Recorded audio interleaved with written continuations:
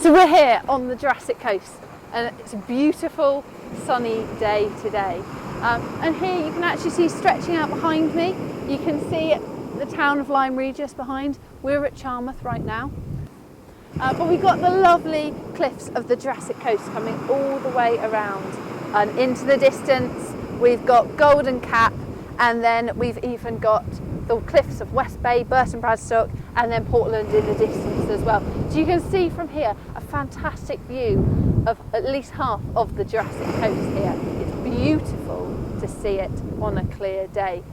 Although it's just as good coming here on a wet, windy day and getting out fossil hunting. You definitely have less competition for your fossil hunting and maybe find a few more bits as well.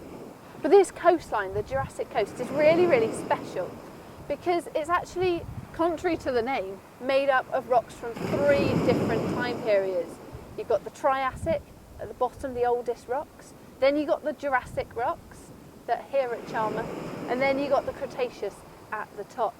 And all of those layers were laid down horizontally, but then they were gently tilted towards the east millions of years ago and then eroded down, which means that as you're walking from west in Exmouth at the start of the Jurassic Coast, you walk across the Triassic, the oldest, you get to Lyme Regis and Charmouth, you go through the Jurassic, and then you go towards Old Harry Rocks, Weymouth, that sort of area. You're getting into the Cretaceous rocks, which are the youngest over there, so they're all gently tilting. It's the only place on the entire planet where you can walk through that continuous section of the Triassic, Jurassic and then Cretaceous rocks. So that's why we're extra special. And here at Charmouth you can actually see that tilt to the east of all of those layers really, really clearly and really easily. It's a fantastic place to see that geology. You can actually see a marker bed of, it's weathered to be orange, but it would have been originally a grey limestone band. And towards Lyme Regis, it's really high up in the cliffs.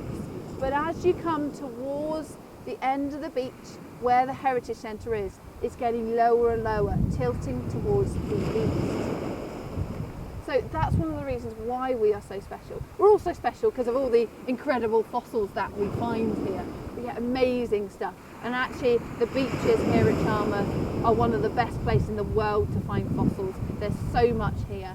Things like the belemnite, so the little bullet-shaped squid-like creatures. We've got ammonites as well, which is stunning. We've got one here that I found earlier, Blue Peter moment, a gorgeous ammonite that we can find lying on the beach, just loose. It washes out of the soft clay layers onto the beach. So there's incredible stuff to find. Now, just to be aware, when you're on this beach, do make sure you find out when that safe low tide is for you to come out fossil hunting. We have that information on our website, in the centre and on Twitter as well. We can give you hints and tips on where to go on the beach, where the best spots are for your fossil hunting. And then you come in later on and show us all your amazing finds. To have a fantastic time here on the Jurassic Coast. So there's incredible stuff to find here at Charmouth on the beach. Now, a lot of people ask us, what are the best tools for fossil hunting? And a lot of you are going to be thinking, you need a hammer. And a hammer is a fantastic tool, but your best tools by far are actually a good pair of eyes and those fingers scrabbling around in the shingle, because 90% of the fossils here are loose. But there are the odd fossil that you might want a geological hammer and those all-important safety goggles to wear as well. And those are going to be your crystal ammonites, your calcite crystal ammonites, which are found in the flat grey pebbles like this one.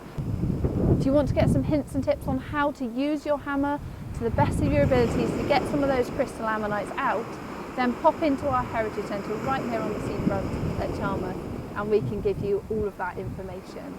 Have a fantastic time out there fossil hunting. It's a brilliant place to come and we look forward to seeing you soon. So one of my favourite things about the fossils and the rocks here at Charmouth are the stories they can tell. Being a paleontologist on this coastline is almost a bit like being a detective, really.